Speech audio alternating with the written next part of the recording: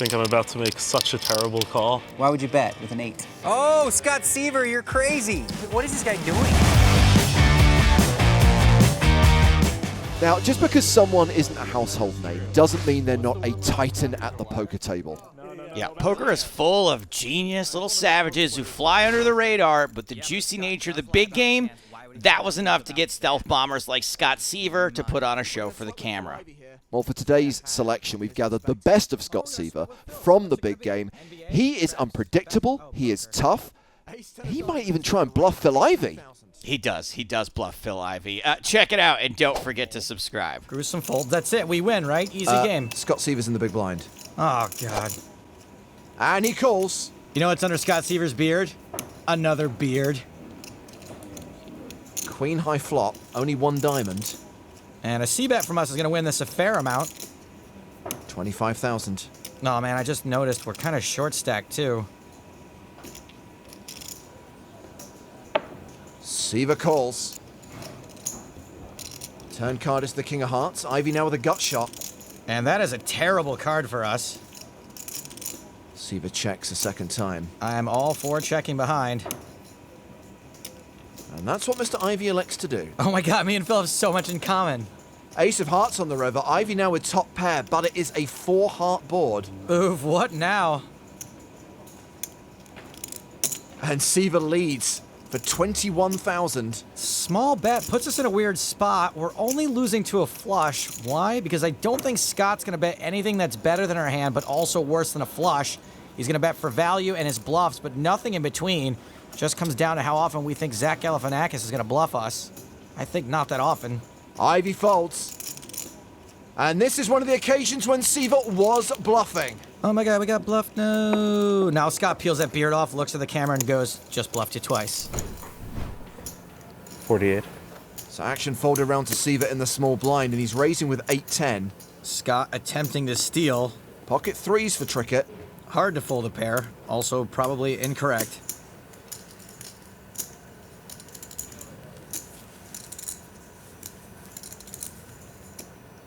Trickett calls.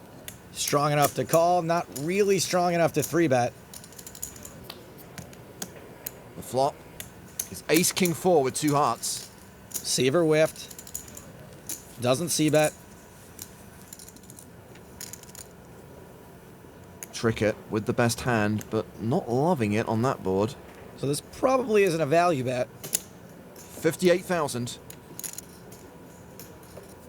And what is Scott Seiver doing? He is calling. Pure float by Seiver. This is a spot where usually you absolutely have to have something to check call that flop. 6 of hearts on the turn. Trickett the only player with a heart. Check, check. And the river, the 5 of hearts. So Trickett with a 3 high flush. It is the best hand, to be fair. And Seiver bets the worst hand, 135,000. I really like the way Scott's played this hand. He's disguised his air incredibly well. Sam's hand isn't a monster, but I think he's going to fold the best hand here a lot, even though he did improve. Trickett does lay it down. Well done, Leif Erikson. Lex raised with 9-5 suited. Vanessa re-raised with ace-6 suited. And Daniel folds. Scott. Pocket pair. 9-5 is the hand Scott played twice in a row against Daniel this week and won it both times. Pocket 4s must look pretty juicy to Scott, looking over at Vanessa's deep stack. And Seiver re-pops it to 12-1. With Daniel's chips. That's cruel. Lex is reaching for chips with his 9-5 suited. And he 5-bets it. And another raise. Lex turns the business end of 9-5 towards Scott. Vanessa folds. How much do you have, Lex? Do you have any stacks behind this? No. Those are scary questions to be asked. Especially when you're holding 9-5. Raise pot. Seiver pots it. And Lex folds. Good fold. Oh, Scott Seiver, you're crazy. He showed a 4, Amanda. What is this guy doing? So weird. And now Seiver. Also suited. Not connected. Well, we all know Scott Seiver has a very loose definition of suited connectors, and he's getting more than 3-1. Seiver calls. 3 to the flop, which is King 10-10, top pair for Hachem. Brunson checks. Seiver thinking about it with 6 high.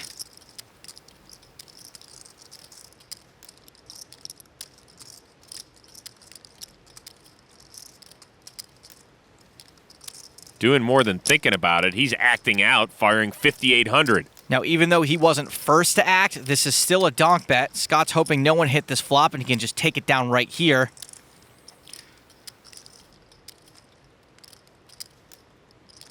For Hachem, it's pretty tough to lay down top pair in this spot. Very tough to put your opponent on flop trips, let alone if he did have trips, why wouldn't he let Hachem continuation bet at least one time? Since folding here to 1 bet isn't really a possibility, I guess Joe must be trying to decide between call or raise.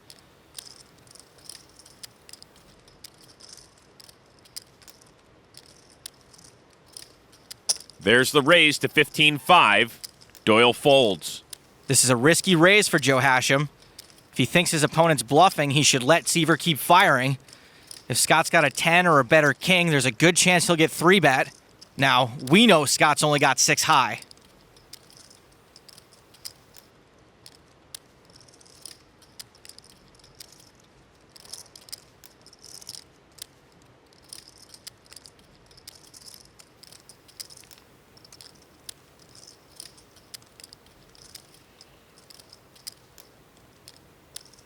What in the Seiver is going on here?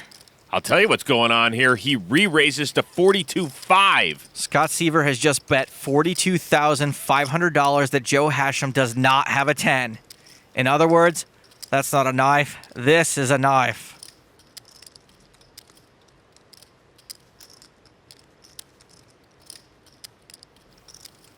Seiver claims this pose keeps his opponents from getting a read on him. He definitely doesn't want to give anything away now. Joe Hachem is painting himself into a corner here, and he's likely to be thinking to himself, Aussie, Aussie, Aussie, oi, oi, vey.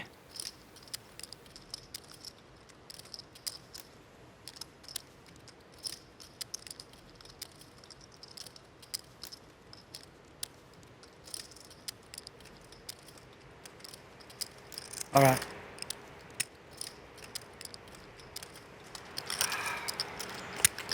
I fold, pass. All right, fold. Nice one. Wow. And Seiver shows. Yeah, Scott Seiver had the 6. he was waiting for it. He was waiting for it. Nice hand, sir. Yep, that feels good. Here come the theatrics. Here come the charks. Counting out a call. He can certainly afford it.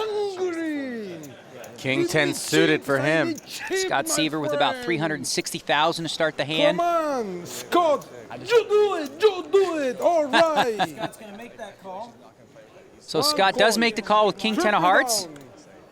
He's got Humberto dominated here.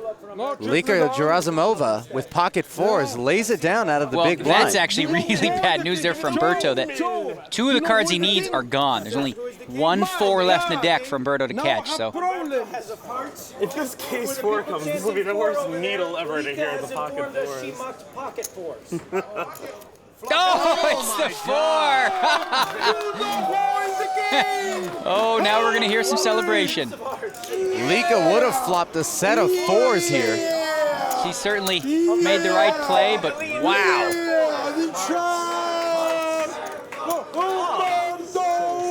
He hasn't led a charmed enough life, has he? Oh, it is a heart. Here we go. Now Scott Seiver has some additional outs. Your life, do I win this? Needs to catch a 10 or a heart. You know that. Come on, let me do laps around this building. Humberto is in the lead with a pair of fours. Heart. Scott desperately looking for that I heart. will run laps around the building. Well, they're getting a little into it I'm here. ready to do my laps. I'm gonna start running and do my victory laps. Oh boy, oh boy.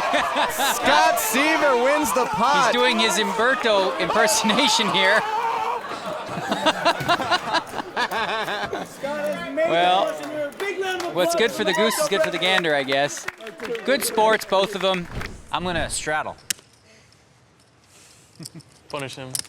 First one. Come on, punish me. Daniel has invoked the sleeper straddle, which is a blind raise on the button, which buys you position if action folds to you. You're confused by this whole situation, aren't you? A little bit. Okay. Scott calls. Now what, is the straddle off? No, I can raise. It's the whole point of it. It's a sleeper. What if I raise now? If you raise, then it's up to me. But he can't pull the 8 Oh, you can't pull the 8 No, back. No. the 8 is locked That in. money's locked in already. It's a good move for Todd to ask that question before he looks at his cards. Todd calls. Wait, no, I'm going to raise. Yeah, for sure. With this hand? You kidding me? You would totally raise with this hand. Even you. How much? I'm going to just put another 2,400 bucks in. Raises to There you go. 3,200. Ha ha! It worked. Sweet. Plan came together. Position, big pot. They already sucked in for 800. Cannot fold. Why are you telling me? I don't know. Why not? You're there. What, you got other things going on? Yeah. Sorry, did I bother you while you were busy? Pardon me. Okay. What do you want to do now? Raise pot. Do that. Do that. Let's get it on. Huh? How much is that? Scott over the top to 11,000. I think these two are having a water closet contest right now.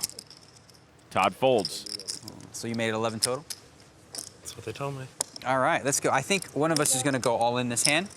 Eventually, on the turn, something funky's going to happen. Could be me, but I got reload money, so whatever. Queen 4-9. Both get a piece of it. They both flopped a pair, but they're both vulnerable, and this pot is already quite big. There's the Seiver look and the slow check. Daniel's got to decide if he's going to bet his pair. Try to control this pot. All right. Daniel checks. King on the turn.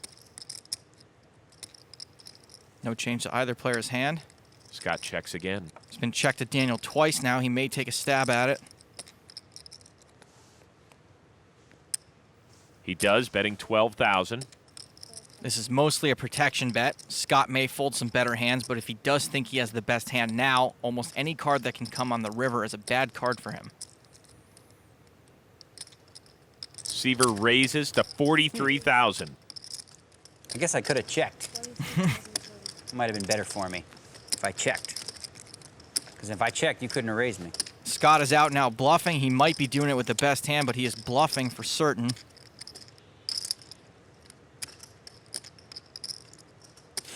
It's so weird when he does that. We're gonna have to. I don't think I have the best hand here. So on that note, I'm gonna check out. Daniel folds, and Seiver wins a pot of nearly 80 grand. 5. That has to have me beat. Richard Young folds the button. Chemion calls the small blind with King 5 offsuit. And Scott Seiver checks his big blind option. And look at this. Both flop middle pair. In these situations, Joe, we've talked about small blind, big blind, situations where no information is given because it is a call and a check. I guess they're now relying on their post-flop skills to find out what the other player has. Generally in this pot, you feel each other out. You try not to get too much money in the pot because you really don't know where your opponent is. The turn and ace of hearts could slow the action down. A bet and a call on the flop. It's hard for either of them to have an ace. If we look at the action pre-flop, there was no raising. So unlikely that someone's got an ace. Chemion is going to continue betting 90,000 now over to Scott Seiver. The pot just under 300,000. And going by what you've just said, Joe, he would assume that the German doesn't have an ace, so he could possibly think his 5 is still good.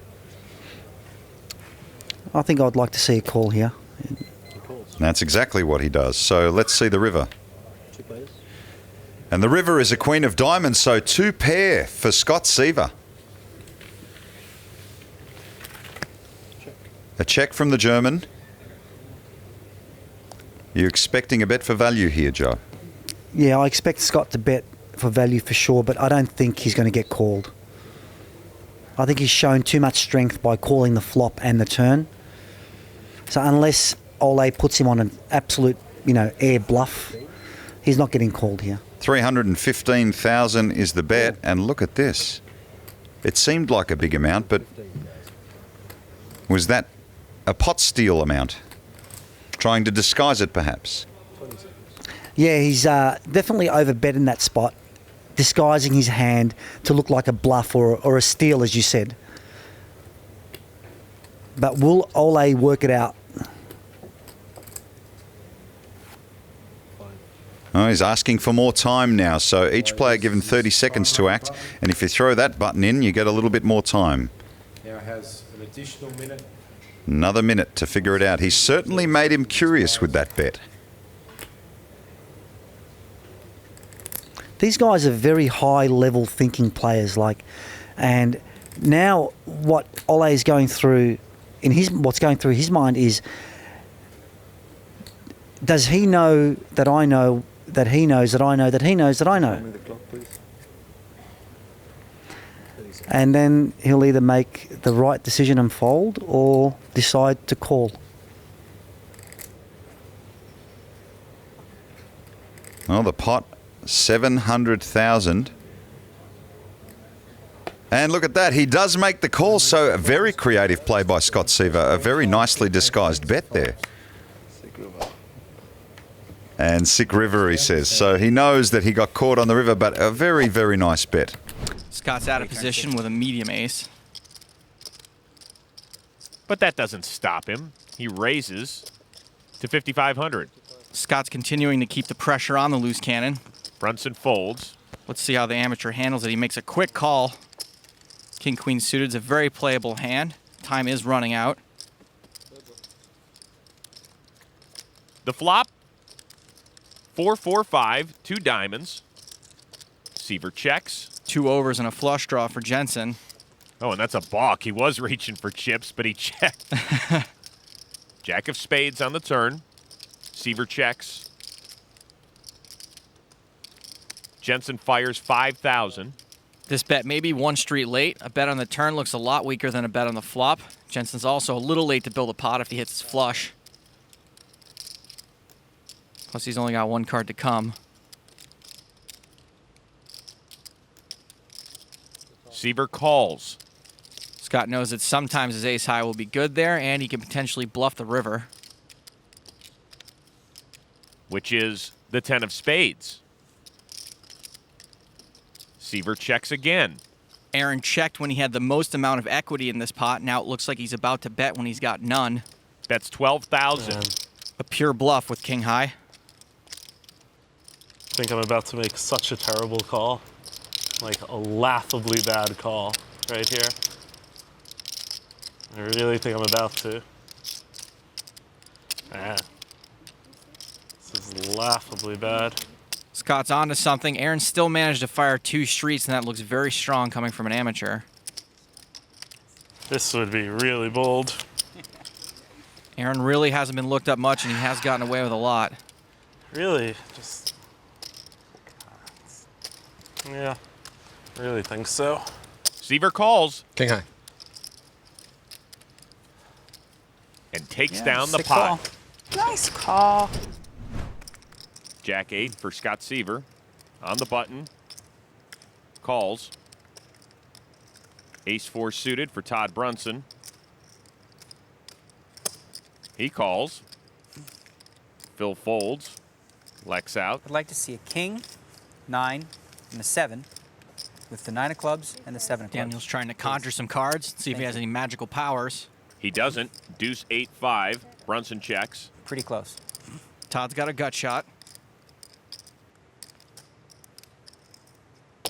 Daniel fires 5,500. Flop can't look too bad to Daniel. Top pair for Seiver, and he calls. And Todd calls. Todd must think there's a chance his ace high is good in addition to his draw. Queen of hearts on the turn. Brunson checks. No help to any player. Daniel still hasn't realized that Scott outflopped him. Daniel fires 11,000. It's part of the benefit of Scott's unpredictable style. Seiver calls. And Brunson folds. The river, the jack of diamonds. Scott Seiver just rivered 2 pair. Daniel checks. Only 1 draw came in, and it was runner-runner, so Scott will probably attempt a value bet. How about a bet to 40,000? It's a good value bet. It's nearly pot-sized. A bet this size is meant to confuse your opponent. It can look like a bluff.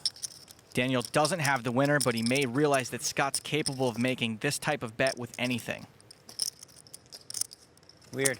Kind of it's a cool hand, man. Whatever you got, it's fun. I like it. Good stuff. Good job. Well done. Only if you make the wrong decision. I'm trying to figure out what you have. Okay, so I'm gonna go over it right here. Okay, there's a lot of draws. The leg missed, right? There's like 6 7s. There's like 3 4s, clubs, all kinds. Like 9 10 of clubs would be sick, like super sick. You don't have 8s because that would be silly to bet. Why would you bet with an 8?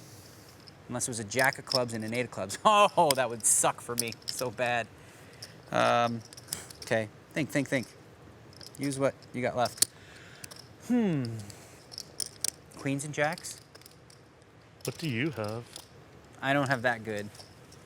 But I don't have that good. If I had like real good, I'd probably just pay, but. Oh, wow. Scott Seiver. You make it tough to play this game. He does, he makes it tough. Oh boy. What do you got, Scott Seiver?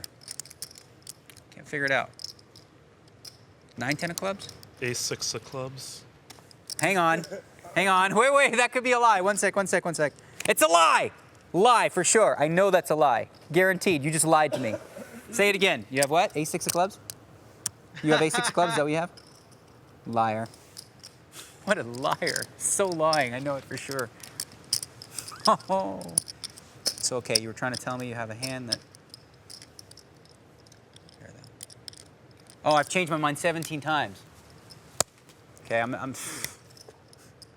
was so committed to just calling, and I think I'm going the other way now. I'm going to give you one last thing I'm going to say that you can use. Okay. If you fold, you can pretend you're right until it's on TV, and that feels good. If you call and you're wrong, you feel bad right now. I don't even understand what that means.